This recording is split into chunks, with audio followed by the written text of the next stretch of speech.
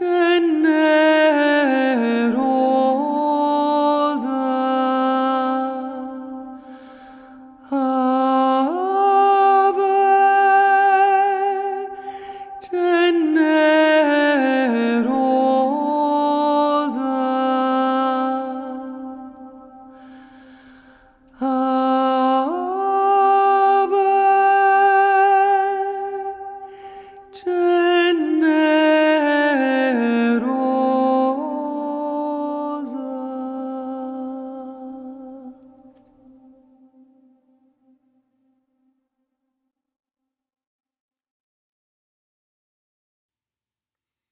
14 of our 30-day journey. In this letter, written to a teacher, presumably a layman named Radolf, Hildegard uses an allegorical image of a tree, unsuccessfully trying to burst forth in blossoms. She wrote this letter sometime before 1170 to encourage Radolf to allow the Holy Spirit to empower his work so that he would not grow weary and fail to blossom. A letter from St. Hildegard to Radolf, a teacher. In a true vision, I saw a tree with very green branches. In the summer, it tried to burst forth in flowers, but afflicted with weariness, it could not blossom fully. Therefore I said to it, I wanted to cause you to bring forth flowers, but you refused. And the summer ceased in its efforts.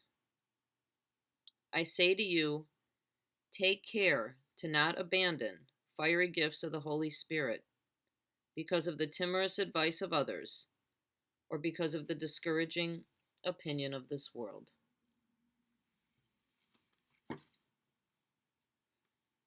Reflecting on these words, we know that the voices of this world are constantly causing us to question, doubt, and even abandon the task our heart has called us to embrace. These voices can successfully discourage us from fulfilling our divine destiny and living as our best selves.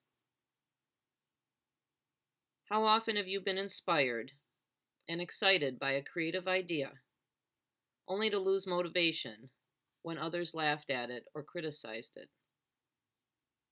We have within us the gifts we need: wisdom, knowledge, understanding, strength, to stand strong against the voices of this world. Imagine yourself as a tree with very green branches. What creative idea is waiting to burst forth? Pursue your ideas confidently today as you remember your gifts. A New Earth by Colleen Keating. Among the fleur-de-lis spilling across the hillside above the Rhine, gardens bloom, building rise. A Benedictine abbey evolves its pillars: prayer, work, study. Today, Hildegard makes her way to the rudimentary scriptorium, pauses with artisans and local laborers.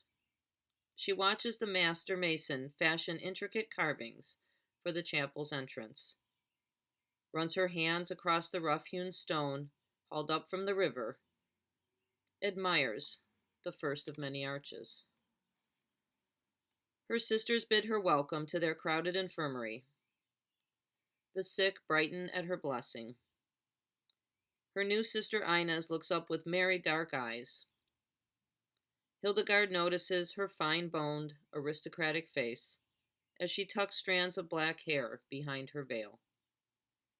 Inez, a self-taught scholar, teaches her sisters Latin at Hildegard's request. She checks the climbing roses planted against the old hermitage wall, nods her head with satisfaction. They have survived winter struggle. A memory of where they came from, to make the invisible visible. Richardus had whispered playfully when they planted them together. Sister Clara, with her warm cheerfulness, is absorbed in the fledgling apotheke. Local plants and herbs add to the knowledge and treatments brought from Dissy-Bodenberg. Hildegard looks across the gardens, pleased to see Gouda with her workers. Breathed in the scented blooms of jasmine. Raspberry leaves catch her attention. Crunches them between her fingers, murmurs approval. Almost ready for the teas.